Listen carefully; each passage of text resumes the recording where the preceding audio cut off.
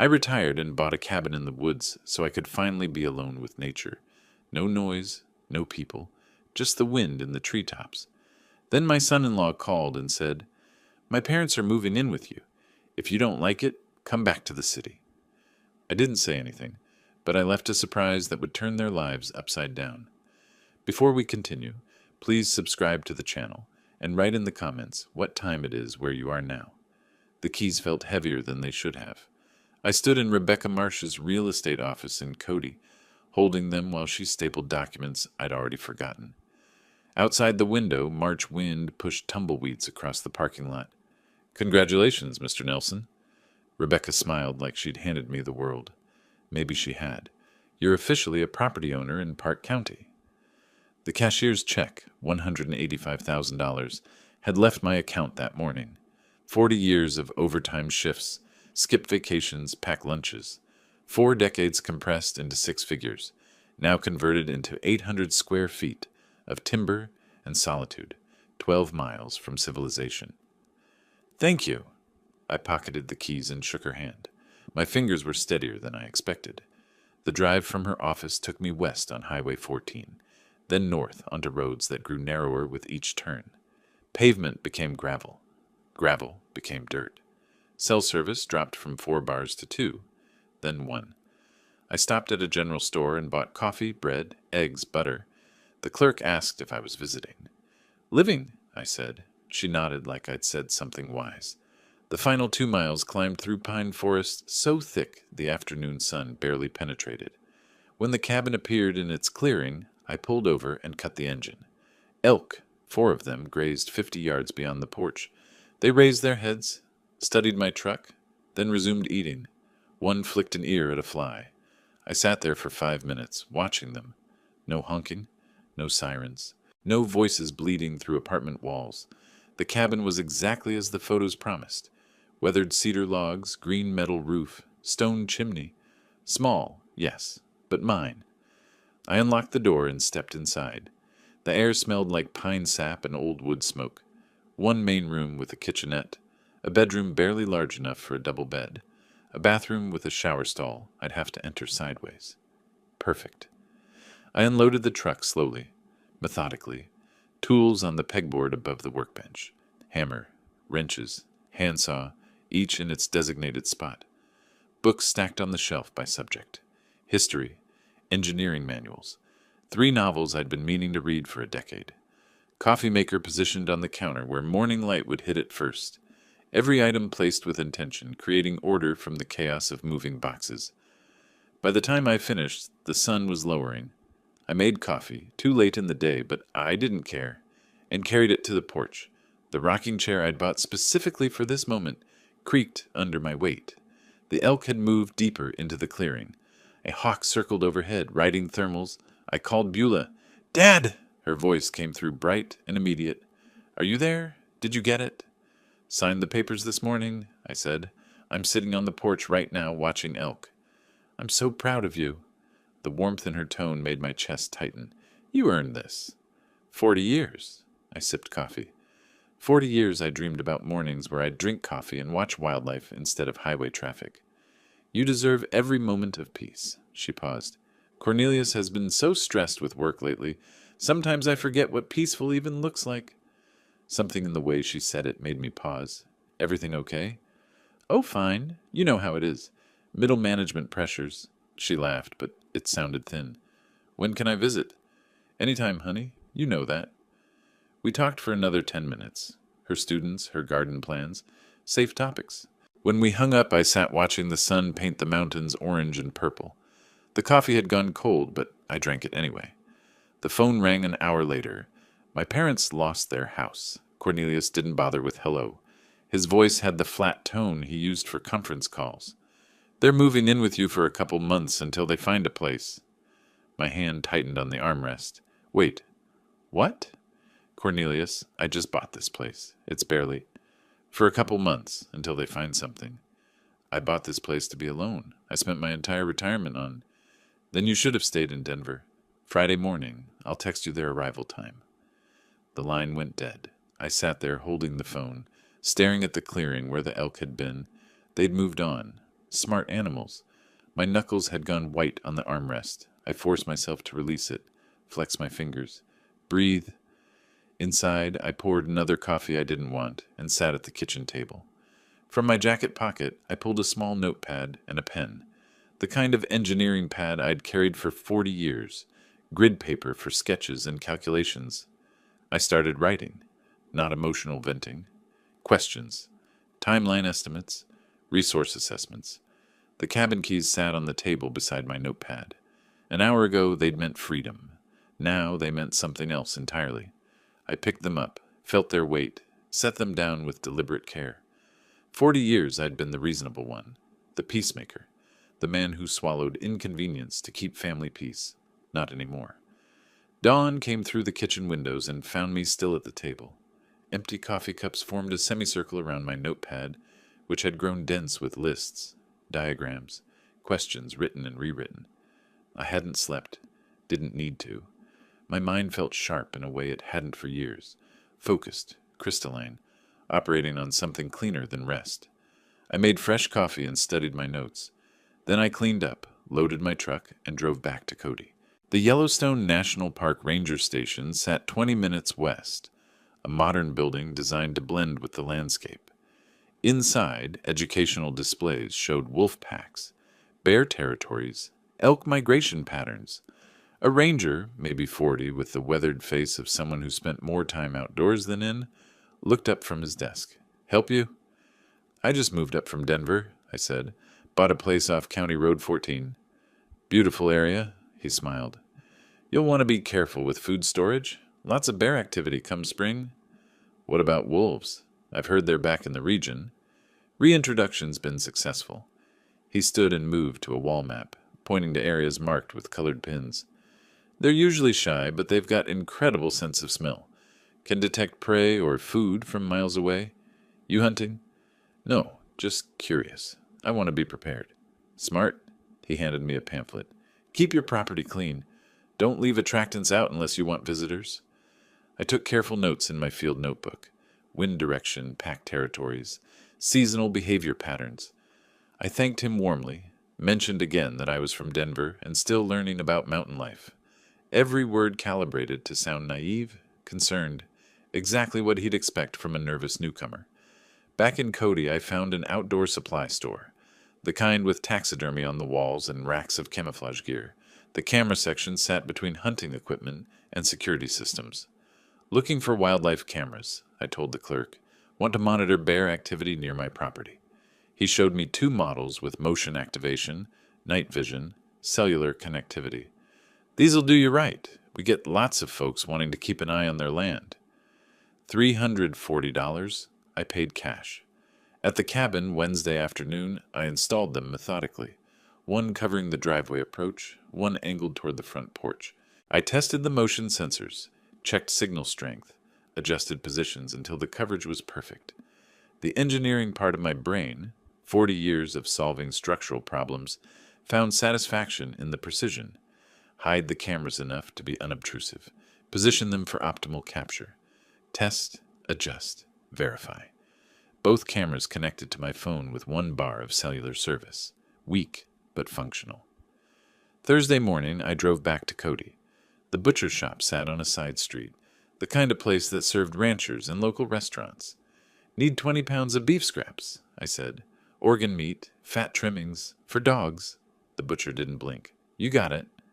$45 for meat wrapped in white paper, loaded into coolers I'd brought. The smell was immediate and powerful.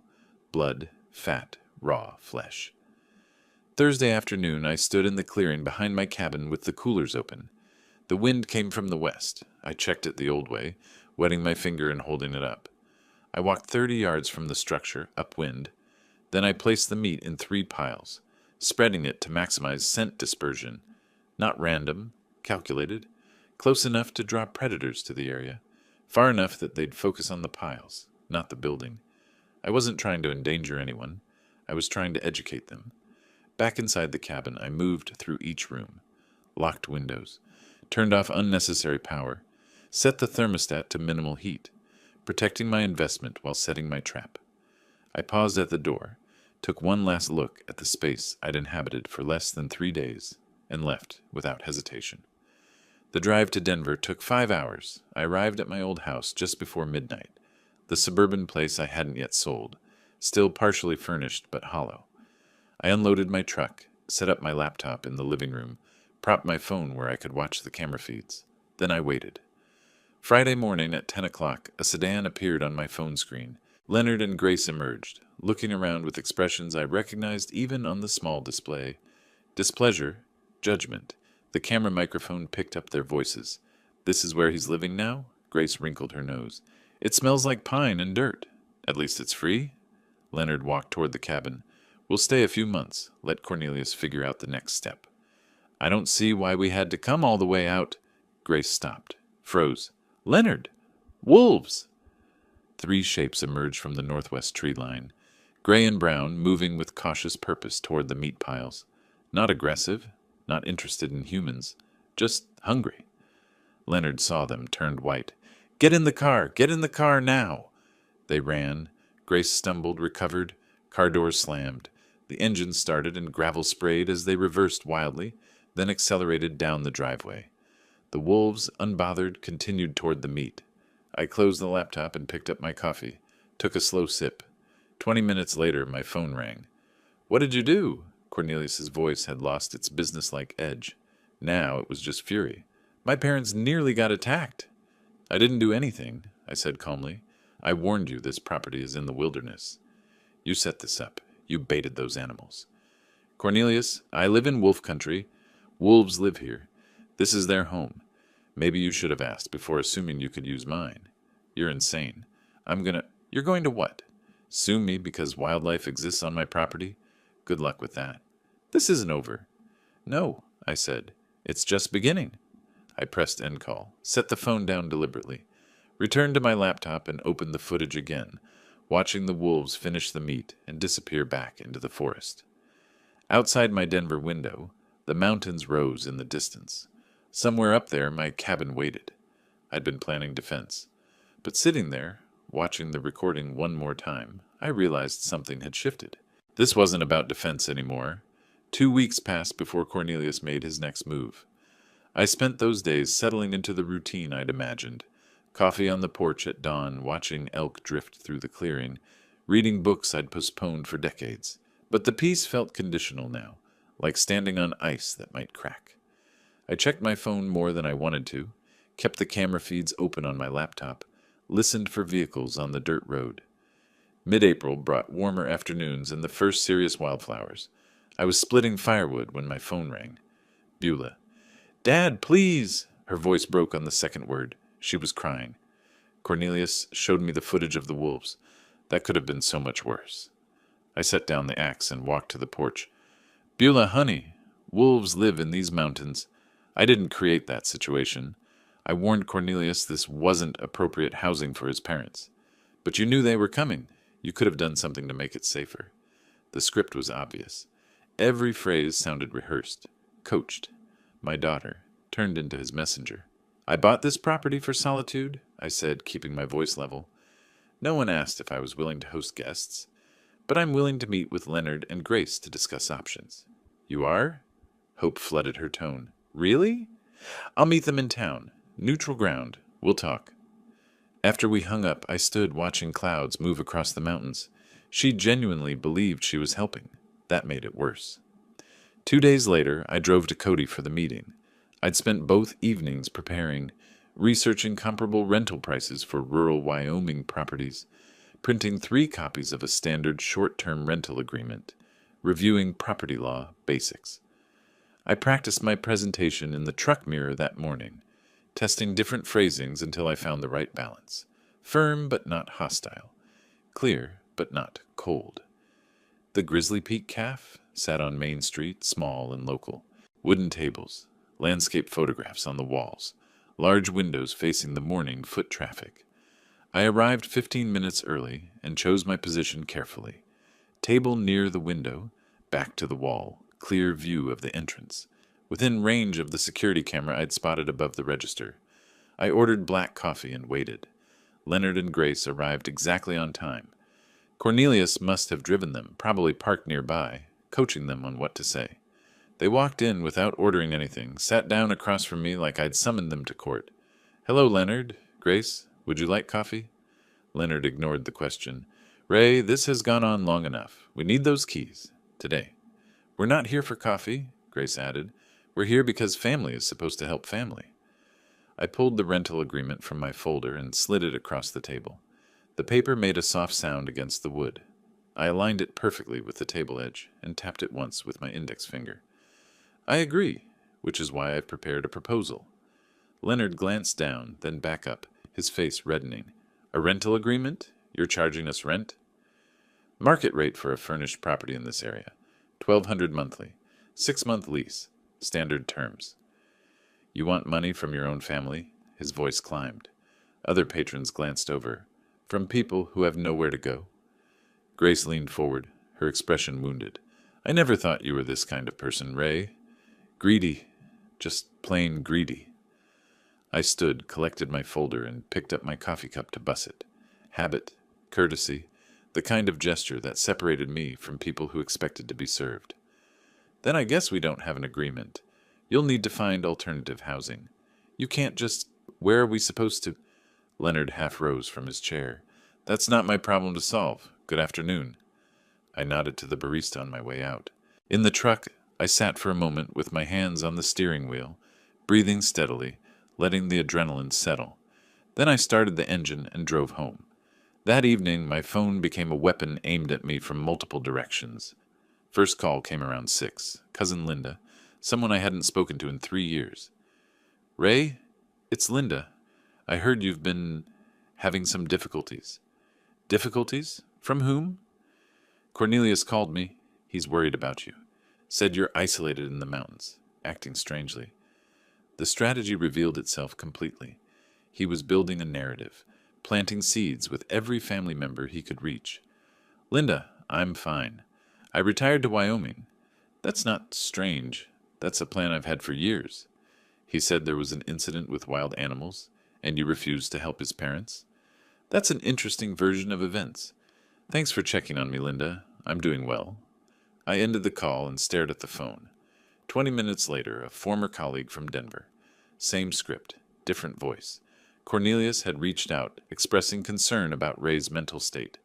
The third call came at 8:30. Beulah again. "You embarrassed them." Not crying now, angry. "In public. What were you thinking?" "I offered them a fair solution. They rejected it." "A rental agreement? Dad, they're family. Cornelius's parents. And this is my home, my retirement, my one place of peace, which I bought with money I saved for 40 years. Cornelius was right. You've changed. You've become someone I don't recognize." The words landed like she'd meant them to. I kept my voice quiet, controlled, even as something cracked inside my chest. Maybe I have, or maybe everyone else has, and I'm just finally noticing. The line went dead. She'd hung up on me. I sat at the kitchen table with my phone in my hand, watching darkness settle over the mountains. 3 calls in one evening, all saying the same thing. Ray Nelson is unstable, dangerous, unreasonable. The isolation I'd sought was being weaponized, turned into evidence of mental decline. Cornelius wasn't trying to take the cabin anymore. He was trying to destroy my credibility first, make me seem incompetent, turn the family against me so no one would believe my version of events. Classic strategy. Isolate the target, control the narrative, strike when they're defenseless. I opened my laptop and began typing. "Mr. David Thornton, attorney at law." I sent the email at 9:47 that night. Careful words, factual language, no emotion bleeding through. I needed legal advice regarding family pressure over property ownership, potential claims, asset protection. I included the basics: my age, property value, family situation, and 3 specific questions about elder law and estate planning. Then I poured myself bourbon. 1 glass, 2 fingers, no ice. I wasn't a heavy drinker, but tonight warranted it. The porch was cold for April, but I sat out there anyway, watching stars emerge over the mountains. Somewhere down there, Cornelius was planning his next move. I intended to be several steps ahead. Morning came with an email, waiting. David Thornton had responded at 7:15. he could meet Thursday afternoon at his office in Cody. Fee structure, $300 per hour. I confirmed the appointment immediately. For the next 3 days, I organized documentation. My engineering background served me well. Everything labeled, dated, cross-referenced. Property deed in one folder, purchase documents in another, family tree diagram showing relationships, written timeline of events, starting with Cornelius's first call, transcripts of key phone conversations from my detailed notes, printouts of the rental agreement Leonard had rejected. By Thursday morning, I had a leather portfolio case packed with evidence that could build a case as solid as any foundation I'd ever engineered. Wednesday evening, my phone rang. Beulah. Dad? Her voice sounded thin, exhausted. I'm sorry I yelled at you after the coffee shop thing. I'm exhausted. I understand, honey. This has been hard on everyone. Cornelius is so stressed. He's been trying to help his parents ever since Leonard lost all that money. I went very still. Lost money? What happened? Oh, you didn't know? Leonard was playing poker online. Lost $47,000 over 6 months. That's why they lost the house. It was mortgaged for the gambling debts. 47,000. The number hung in the air like smoke. That's a substantial amount. No wonder Cornelius has been under pressure. Yeah, and he keeps talking about solutions. About how if we could just, reorganize family assets. She was talking faster now, stress overriding caution. He mentioned something about putting your cabin in a family trust so it could benefit everyone eventually. For your estate planning, you know? And the property value is probably already up since you bought it in March. Every word was a piece clicking into place. A family trust. That's an interesting idea. When did Cornelius suggest this? A few weeks ago, he said it would be good for tax purposes when you... Well, in the future. I don't really understand estate planning stuff. Neither do I. That's why I'm consulting an attorney this week, just to make sure everything's proper. An attorney? Her voice sharpened. Dad, is that necessary? At my age, with property worth this much, yes. It's the responsible thing to do. After we hung up, I added 6 pages of notes to my documentation. Leonard's gambling. Cornelius's scheme disguised as estate planning. The timeline of desperation driving aggression. Thursday afternoon, I drove to Cody and parked across from Murphy's Hardware on Sheridan Avenue. Thornton's office occupied the 2nd floor, professional signage, steady foot traffic, well-maintained building. I watched for 5 minutes, assessing. Then I grabbed my portfolio and went inside. David Thornton was 50-something, Wyoming weathered, with the direct manner of someone who'd grown up on a ranch before law school changed his path. His office had wooden furniture, law books, framed degree from University of Wyoming, and a window overlooking Main Street.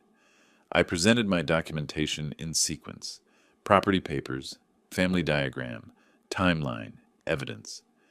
Each document handed across at the appropriate moment. Thornton took notes, asked clarifying questions. I had answers prepared. Mr. Nelson, I have to say, this is the most organized intake I've seen in years. You've documented everything. 40 years in construction engineering. Documentation prevents disputes. In this case, it's going to protect you significantly. He leaned back, tapping his pen against the desk. Here's my assessment. Your son-in-law is attempting to establish grounds for claiming you're incompetent or need oversight. The smear campaign, the stories about dangerous behavior, these are preliminaries to a potential conservatorship claim. Conservatorship? Taking away my legal rights? It's a tactic, not always successful, but it can tie up your assets in court for months, while they argue you can't manage your affairs. The solution is to prove conclusively that you are managing your affairs competently, which is what we're doing right now. What's the next step? Revocable living trust with an independent trustee. I'll be frank, it'll cost about $2,400 in legal fees, but it makes you essentially untouchable. The trust owns the property, not you personally, so family pressure becomes legally meaningless. Do it? How soon can we have it ready? 2 weeks. I'll draft the documents. You'll review and sign. We'll record it properly. After that, your property is protected. The meeting lasted 90 minutes. When I left, the sun was lower, but I felt clearer than I had in weeks. Following Thornton's advice, I drove to the public library instead of going home. I chose a corner computer terminal, back to the wall, habit, and accessed Colorado property records. Public databases I'd navigated before during my engineering career. Building permits, property liens, easements. I entered Beulah and Cornelius's address and downloaded their mortgage history. The home equity line of credit hit me like cold water. $35,000. Dated 8 months ago. Single signature authorization, Cornelius's name only. I printed the documents with hands that didn't shake but wanted to, added them to my folder, drove back to the cabin in silence. That evening I called Thornton from the porch. "David, I've found something. My daughter's house has a $35,000 HELOC that she didn't know about. Taken out by her husband? Yes, 8 months ago. Colorado property records. Colorado allows single-spouse HELOCs under certain conditions, but hiding it from a spouse, that's a different matter. Has she discovered it yet? No. I'm not sure when or if I should tell her. That's not a legal question, Ray. That's a family question, but from a legal perspective, this information explains his motivation. He's likely using your cabin scheme to cover existing debts." After we hung up, I sat at my kitchen table and spread everything out. Attorney notes on the left, family communications in the center, financial discoveries on the right. Leonard's $47,000 gambling debt led to Cornelius's $35,000 HELOC to cover part of it, which led to financial pressure, which led to the scheme to acquire my cabin and eventually liquidate it for cash. Everything connected. I pulled out a legal pad and started drawing lines between related facts, circling key points, writing questions. Can Thornton investigate HELOC legality? Does Beulah have legal recourse? When to inform Beulah? How to protect her without alienating her further? My phone buzzed. Text from Thornton. "Trust documents ready Monday for review." I replied, "I'll be there." Then I made one final note at the bottom of my pad. Cornelius is cornered. Cornered animals attack. Prepare for escalation. 3 weeks later, on a Monday morning in early June, I drove to Thornton's office for the trust signing. The portfolio case beside me held 3 weeks of organized financial records, bank statements, retirement accounts, property appraisals, investment documentation. Everything consolidated, labeled, ready. Thornton's assistant had the documents waiting on the conference table.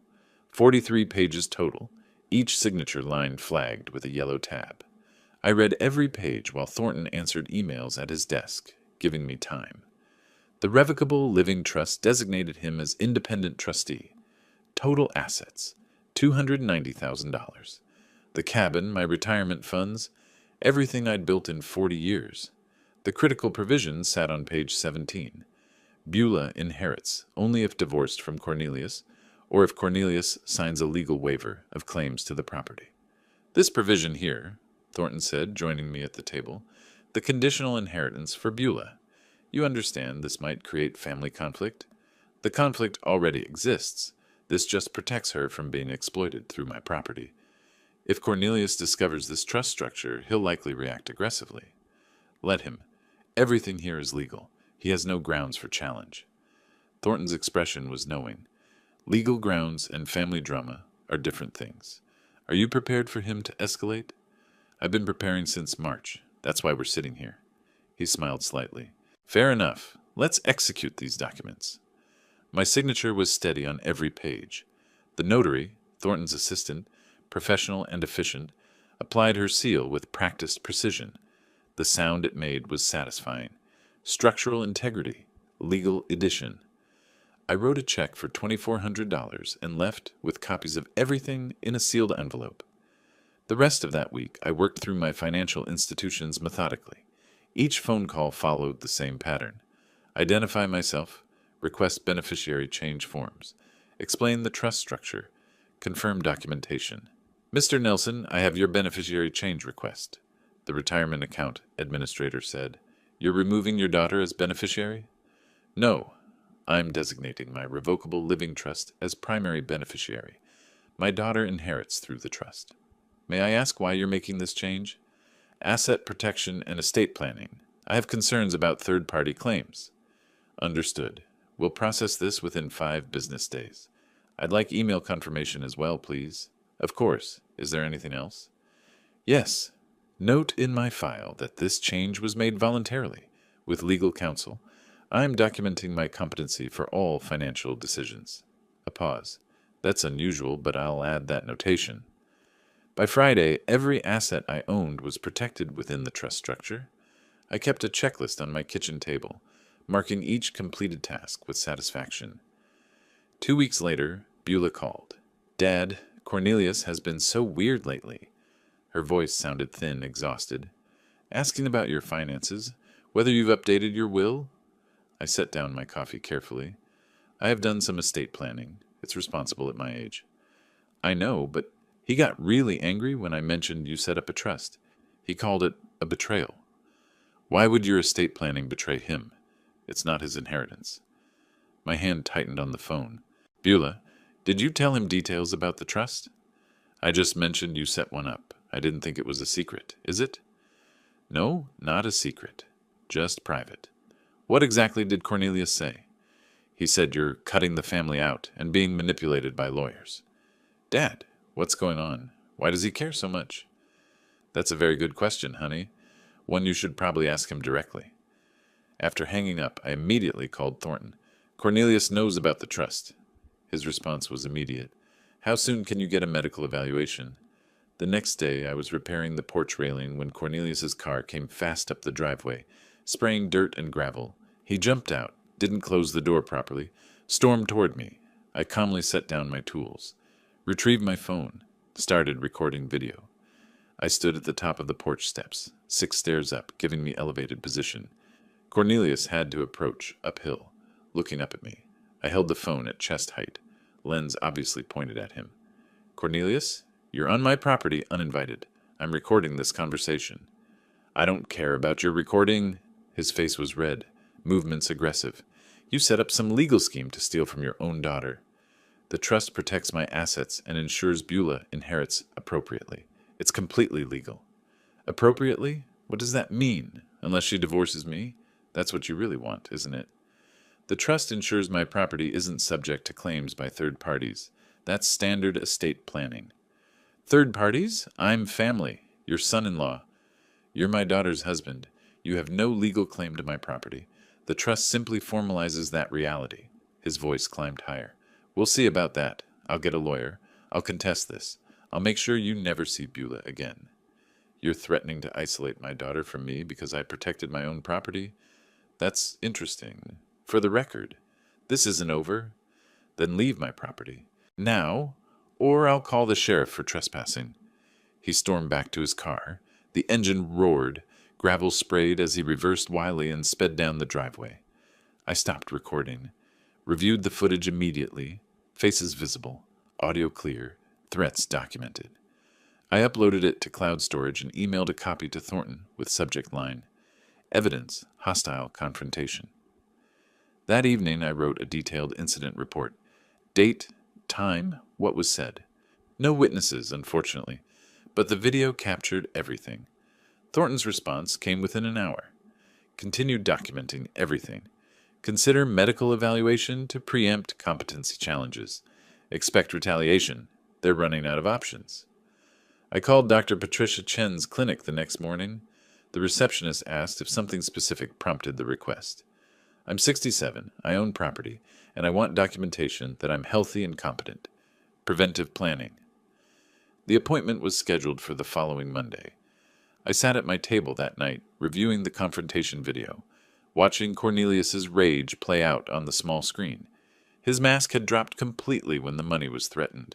Every word recorded, every threat documented. My phone buzzed, email from Thornton. "Good thinking on medical eval. They'll likely try Adult Protective Services next. Standard playbook for these situations. Stay ahead of them." I typed back, "Already scheduled. Appointment next week." Before closing the laptop, I looked at the framed photo of young Beulah on the mantel. 8 years old, missing her front teeth, laughing at something I'd said. I wondered how much collateral damage this war would create before it ended. Monday morning found me at Dr. Chen's clinic 15 minutes early. The medical building was modern, single-story, efficient. I filled out paperwork requesting copies of all test results and assessments. When Dr. Chen called me back, I explained directly. I'm 67, own property, and want baseline medical documentation proving my physical and mental competency. She was a sharp woman in her 50s with the weathered competence of someone who'd practiced rural medicine for decades. Her expression showed understanding. I see. Unfortunately, I've encountered situations like this before. Adult children sometimes challenge parents' competency to gain control of assets. That's exactly what I'm preventing. Can you provide a detailed written assessment? Absolutely. I'll conduct comprehensive cognitive testing and provide a formal letter. For legal purposes, correct? Correct. I want documentation that can stand up in court if necessary. Then let's be thorough. The examination took 90 minutes. Blood pressure, reflexes, blood work, then cognitive testing, mini mental state examination, clock drawing, memory recall exercises. She asked me to draw a clock showing 3:15. I drew it precisely. She asked me to remember 3 words, apple, table, penny, and recall them after 5 minutes. I remembered all 3. She asked me to count backward from 100 by sevens. I did so accurately. When finished, Dr. Chen typed notes at her computer, then printed a letter on clinic letterhead. Mr. Ray Nelson is mentally competent, physically healthy, fully capable of managing his own affairs and making independent decisions regarding his property and finances. Patient alert, oriented, cognitively intact. No signs of dementia, confusion, or diminished capacity. She signed it, applied the clinic stamp, handed me both the letter and copies of all test results. $240 for the extended evaluation. I paid by credit card, noting the transaction carefully for my records. 2 days later, I was in my workshop shed, organizing tools, when an unfamiliar sedan pulled up. A professional-looking woman in her 40s emerged, carrying a tablet and official folder. Mr. Nelson, I'm Margaret Willows from Adult Protective Services. I'm here regarding a complaint filed about your welfare. The flash of anger was immediate, but I kept my expression neutral. A complaint? By whom? I can't disclose that during my initial assessment. May I come inside? Of course. Would you like coffee? No, thank you. This is a standard welfare check. I led her inside, door held open. Transparency. I should tell you up front, I'm involved in a property dispute with family members. I suspect this complaint is part of that conflict, not genuine concern about my welfare. I appreciate your honesty. I'll conduct my assessment objectively. If the complaint is unfounded, I'll document that. Margaret walked through the cabin with her tablet, documenting everything. The kitchen was clean, organized, bills paid and filed systematically, refrigerator stocked with fresh food, bathroom tidy, bedroom orderly, no safety hazards, no signs of neglect or confusion. Do you have any difficulty managing daily tasks? Cooking, cleaning, paying bills? No difficulty at all. I've lived alone since retiring. I manage everything independently. The complaint mentions concerns about your mental state. Have you experienced memory problems, confusion, or difficulty making decisions? I retrieved the folder from my desk. I had a comprehensive medical evaluation 2 days ago specifically to address this concern. She read Dr. Chen's assessment carefully. This is very thorough and recent. Most people in your situation don't have current medical documentation. I anticipated false allegations. I wanted evidence ready. That's quite strategic thinking, Mr. Nelson. 40 years as an engineer, I believe in planning ahead. I also provided recent bank statements showing responsible financial management and copies of my trust documents proving sophisticated estate planning. Margaret took extensive notes. Her professional demeanor remained neutral, but I recognized the pattern in her questions. She'd seen this before. Family exploitation disguised as concern.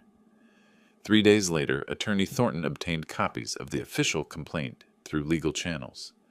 I read it at my kitchen table, slowly, completely, multiple times. Cornelius and Leonard had signed as co-complainants.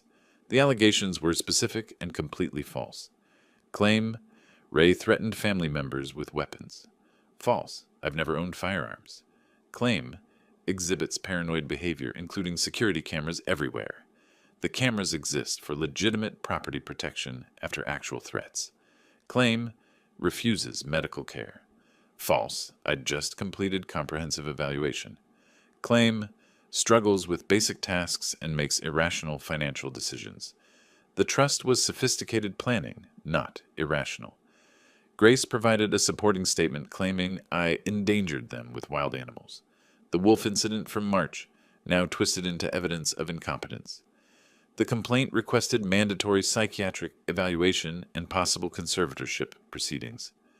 My jaw tightened as I read. My knuckles went white gripping the pages. They weren't just attacking my property anymore. They were attacking my autonomy, my competency, my freedom. This was war. 10 days after Margaret's visit, official notification arrived. Adult Protective Services case closed. Complaint determined unfounded. Margaret's report stated clearly, subject is competent, living independently and safely, no evidence of exploitation, neglect, or diminished capacity. Recent medical evaluation confirms cognitive and physical health. Complaint appears motivated by family property dispute, rather than genuine welfare concerns. No further action warranted. I created a new folder labeled APS False Complaint, Evidence, and filed everything systematically. The original complaint with false allegations, Margaret's assessment report, case closure letter, my medical evaluation, photographs of my well-maintained cabin, my written rebuttal to each false claim with supporting evidence. The folder joined the growing collection on my shelf. I was building a comprehensive case file. My phone rang. Thornton. Ray, I found something. Leonard and Grace have been using your cabin address for something. Public records show mail being sent there in their names. This could be mail fraud or identity theft. We need to investigate immediately. I looked out the window at the mailbox by the road. I hadn't thought to check for mail addressed to people who don't live here. I'm heading there now. I grabbed my truck keys, wondering what else I was about to discover. I grabbed my keys and drove down the long driveway to the mailbox. Quarter-mile of dirt road, dust rising behind the truck in the late afternoon heat. August in Wyoming made the air shimmer above the ground. The mailbox was standard aluminum on a weathered post, surrounded by tall grass. I pulled on gloves before opening it. Didn't want my fingerprints on mail that wasn't mine. 3 envelopes, all addressed to Leonard Harrison or Grace Harrison at my cabin address.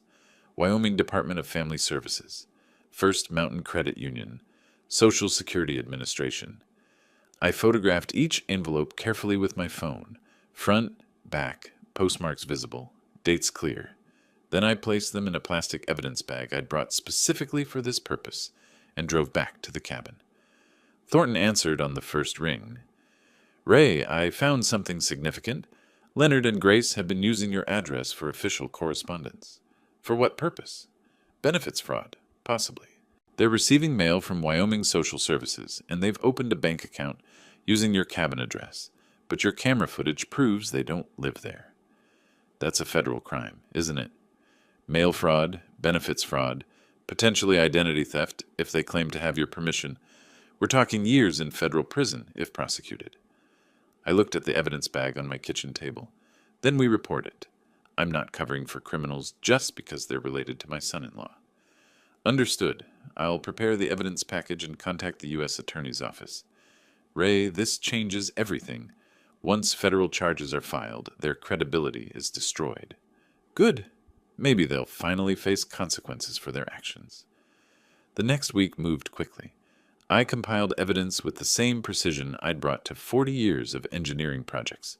Security camera footage showing Leonard and Grace's single brief visit in May, utility bills proving no additional occupants, the mail records, my sworn statement that I never gave permission to use my address. Thornton forwarded everything to Assistant U.S. Attorney James Morrison in the Economic Crimes Division. Morrison called me 3 days later. Mr. Nelson, Attorney Thornton provided compelling evidence of benefits fraud using your property address. I never gave permission for them to use my address. I have camera footage proving they don't live here. I've reviewed the footage. It's clear they visited once briefly and never returned. How long has mail been arriving in their names? Based on postmarks, at least 6 weeks. That establishes pattern. Combined with benefits applications claiming Wyoming residency, we have sufficient evidence for federal investigation. I'll be frank, this will likely result in criminal charges. I'm not trying to ruin their lives, but I won't allow my property to be used for fraud.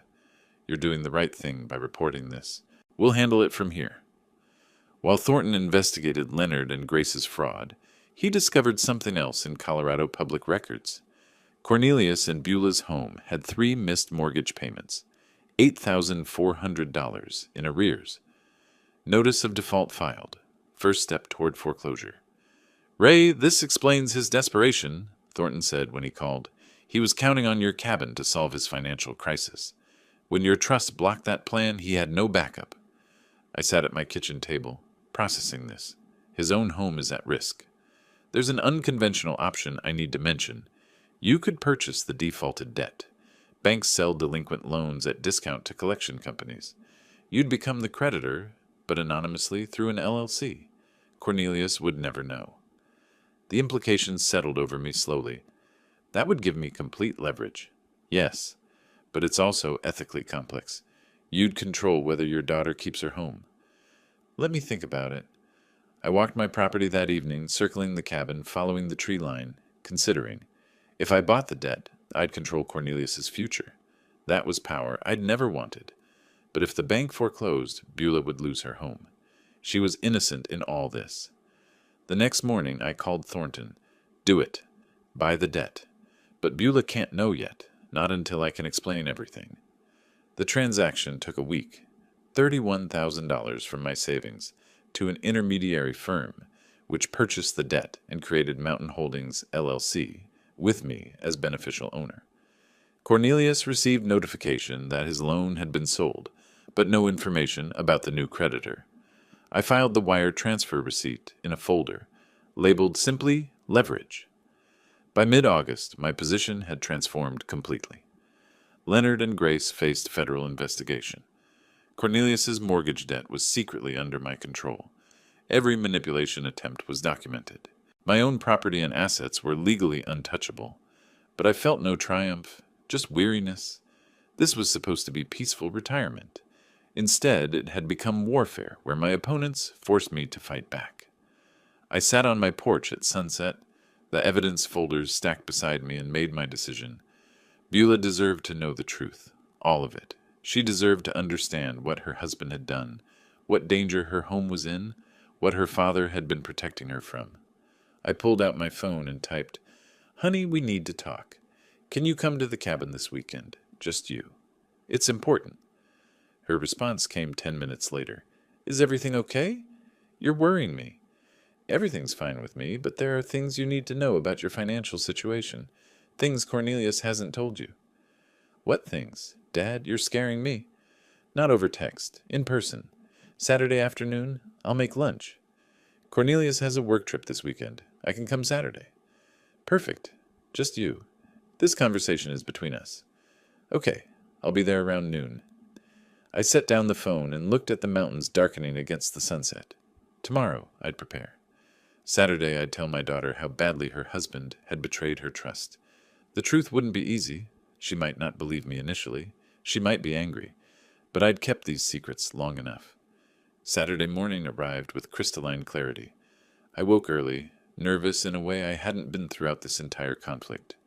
Facing Cornelius required strategy. Facing my daughter required something harder. Honesty that would hurt her.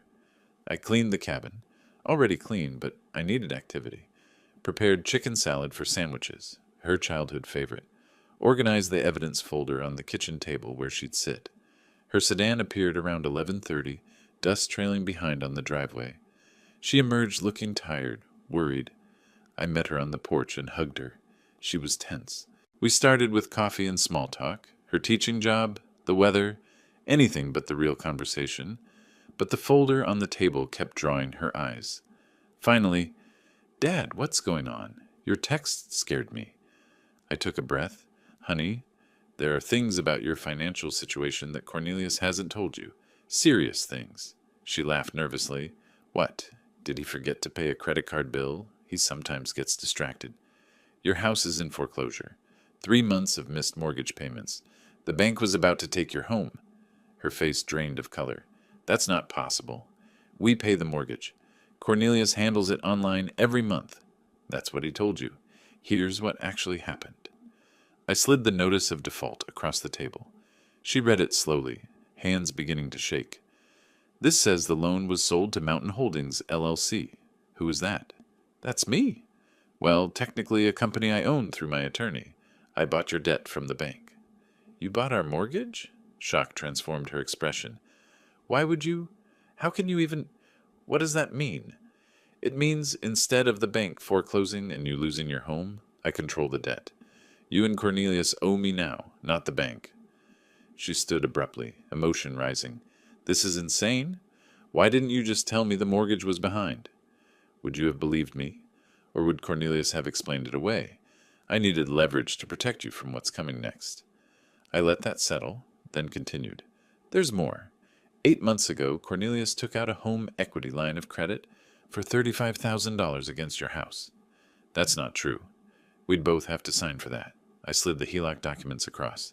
In Colorado, under certain circumstances, one spouse can secure a HELOC. Here's his signature. Where's yours? She examined the papers, hands shaking badly now. I never signed this. I've never even seen this paperwork. $35,000? Where did it go? Best guess? Covering some of Leonard's gambling debts. Remember you told me Leonard lost $47,000 in online poker? Cornelius was trying to fix his father's problem. Using our house as collateral, without telling me. Yes, and when that wasn't enough, when my cabin scheme failed and he couldn't get more money, he simply stopped paying your mortgage. I suggested we eat. She initially refused. How can you think about food right now? But I insisted gently. We needed a break before the next revelations. The sandwiches tasted like dust, but we ate anyway. Afterward, I showed her the rest. Systematically. Chronologically.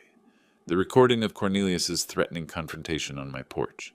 The APS false complaint where he tried to have me declared incompetent. Leonard and Grace's federal mail fraud using my address. Each piece of evidence carefully presented with dates and context. She listened, initially defensive. Cornelius wouldn't do that. Then doubtful. Are you sure these documents are real? Finally, as the evidence became overwhelming, devastated. When I showed her the APS complaint, where her husband tried to have her father's legal rights taken away, she broke.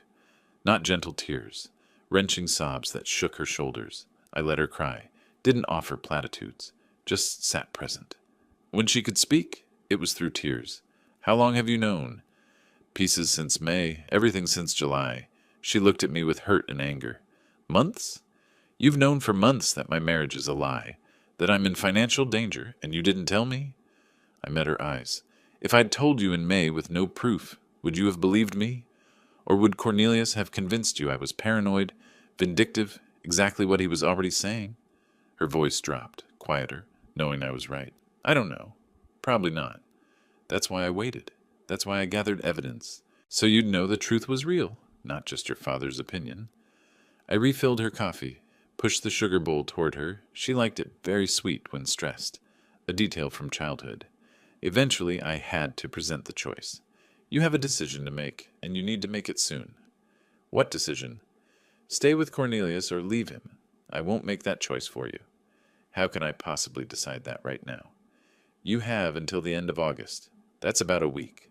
Because federal agents are going to arrest Leonard and Grace within 2 weeks for fraud.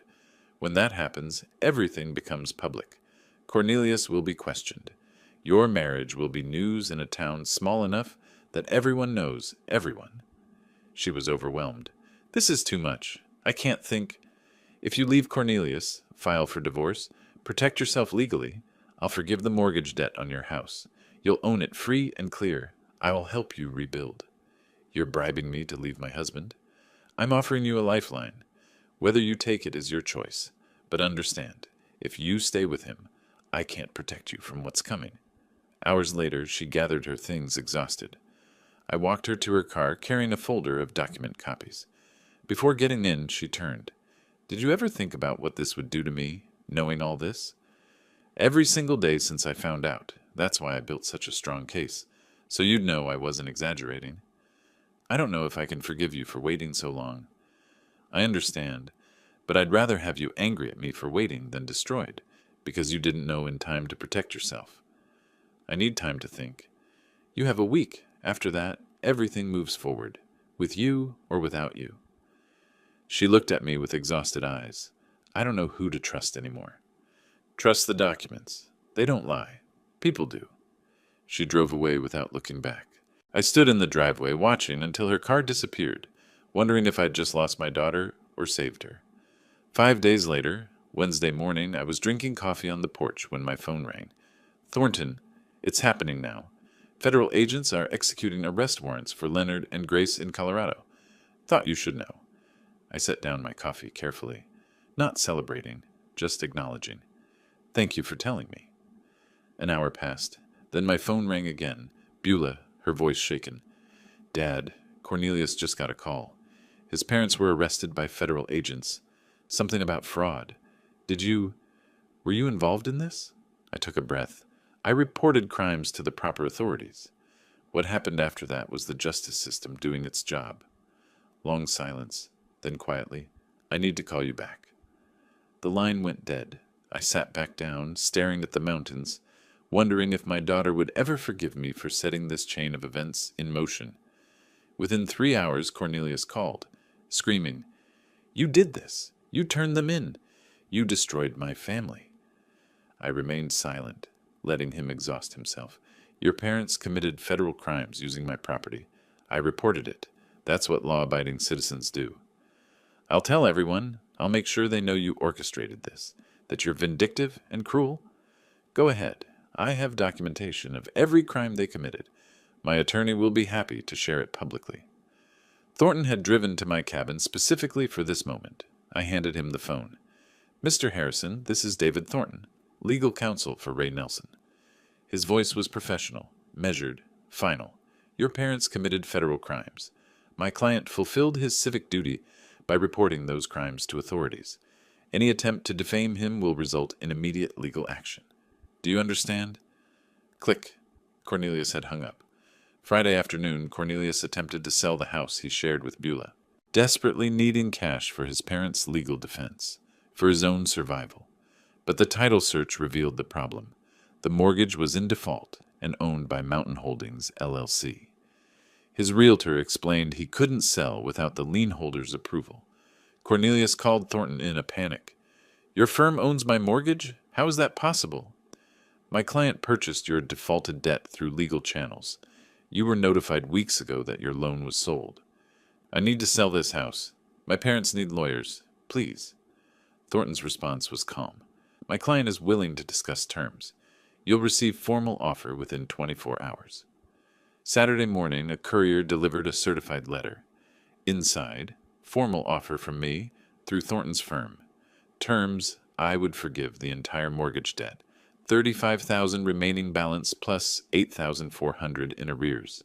Total debt forgiveness of $43,400. Conditions. Cornelius must sign divorce papers with no asset claims. He must sign legal waiver, relinquishing any claims to my property, estate, or assets.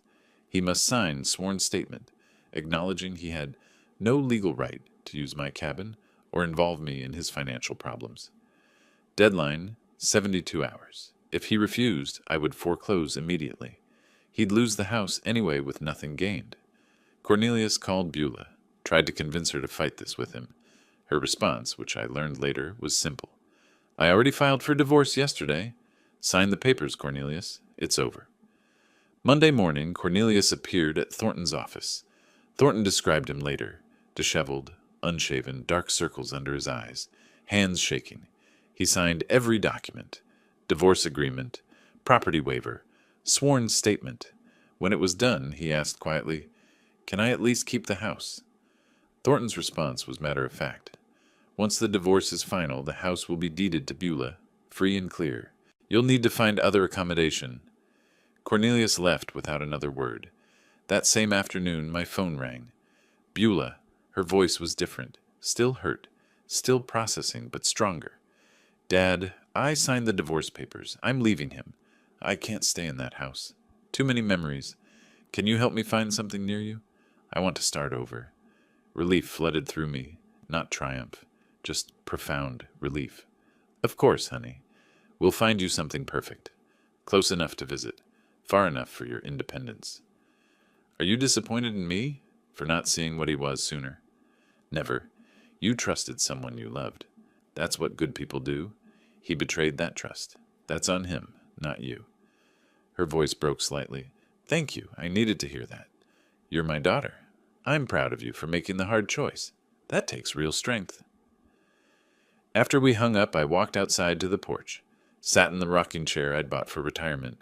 For the first time in months, I simply sat still without planning, strategizing, or worrying. The evening was clear. Elk grazed in the clearing. Mountains stood eternal in the distance. I rocked, slowly, rhythmically, and allowed myself to feel the weight lifting. Not gone completely. Beulah still needed to heal. The divorce needed to finalize. Leonard and Grace still needed sentencing. But lifting. The immediate danger was over. My daughter was safe. My property was secure. Almost finished. Just one more chapter to write. The one where we figure out what peace actually looks like. 2 weeks later, I sat in a federal courtroom in Cheyenne, Wyoming, attending Leonard and Grace's sentencing hearing. I didn't have to be there. The prosecutor didn't require my presence, but I needed to see this through to the end. Leonard and Grace stood before the judge, looking diminished in their federal court attire. Their attorney had negotiated a plea deal, guilty pleas to reduce charges in exchange for lighter sentences. The judge reviewed their criminal history, none, and their ages, then the evidence of their guilt, which was overwhelming. "Mr. and Mrs. Harrison, you've pleaded guilty to benefits fraud. The court accepts your plea agreement." The judge's voice was firm. "I want to be clear about the severity of your actions. You exploited systems designed to help citizens in genuine need." "Yes, Your Honor," Leonard said quietly. 2 years supervised probation, $45,000 in restitution and fines, permanent ban from federal and Wyoming state benefit programs. You'll report monthly. Any violation results in immediate imprisonment.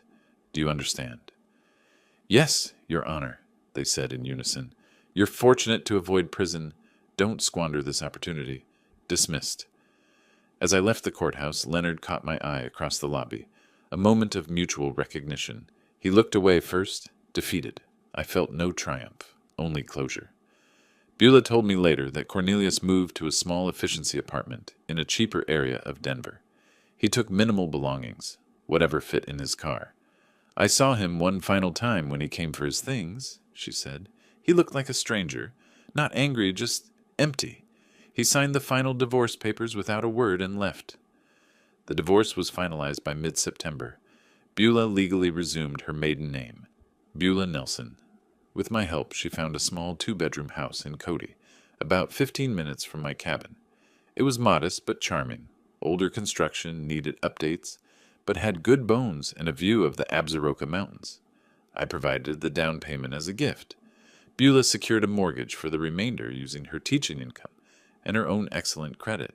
She also landed a 3rd-grade position at Cody Elementary, starting immediately. I helped her move in, spending a weekend painting rooms and assembling furniture. Simple work, but profoundly meaningful, rebuilding our relationship through practical acts of service. Healing wasn't linear for Beulah. Some days she was optimistic about her fresh start. Other days she was angry, at Cornelius, at herself, even at me for not telling her earlier. I listened without defending myself, understanding she needed to process complex grief. We fell into a routine, Sunday dinners together, alternating between her place and mine. During one dinner, while we chopped vegetables together in her new kitchen, she asked, "Do you think I'll ever trust anyone again? Ever want to remarry?" I set down my knife. "Honestly, I don't know. But that's okay. Trust isn't something you're supposed to give freely to everyone. It's earned, slowly, through consistent actions over time. Anyone worth having in your life will understand that." She smiled, small but genuine. "When did you get so wise?" "I'm not wise. I'm just old enough to have made mistakes and learned from them." On a crisp, late September evening, Beulah drove to my cabin for dinner. We cooked together, nothing fancy, just spaghetti and salad, and ate on the porch despite the cooling weather. As the sun set, painting the mountains in orange and gold, a small herd of elk emerged from the tree line to graze in my clearing. We sat in matching rocking chairs. I'd bought a second one after she moved nearby, and watched in comfortable silence. Then Beulah said quietly, "Thank you, Dad, for everything. for fighting for me even when I didn't understand it, for being patient while I figured things out. Emotion tightened my throat. You don't need to thank me. You're my daughter. I'll always fight for you. I know, but I want to. You could have walked away, protected just yourself. You didn't. That was never an option. Family means we protect each other, even when it's hard. I'm sorry I didn't believe you sooner. Don't apologize for being loyal to your marriage. That speaks well of you. She smiled, genuinely smiled, for the first time in months. Look at that big bull elk. He's magnificent. That's my favorite. I see him almost every evening. I smiled back. Welcome to the neighborhood, honey. You'll get to know all the regular visitors. I already love it here. This feels like home. It is home, for both of us now. Later, after Beulah drove away, I remained on the porch, rocking slowly, watching the last light fade from the sky. I thought back to March, buying this cabin filled with hope for peaceful retirement, then having that peace threatened by Cornelius's ultimatum. The journey from March to September felt like years, but I navigated it without losing myself, without becoming cruel, without abandoning my values. I protected what mattered using law and strategy instead of retaliation and anger. My daughter was safe, building a new life nearby. My property was secure, my autonomy intact. The antagonists faced appropriate consequences but weren't destroyed beyond recovery.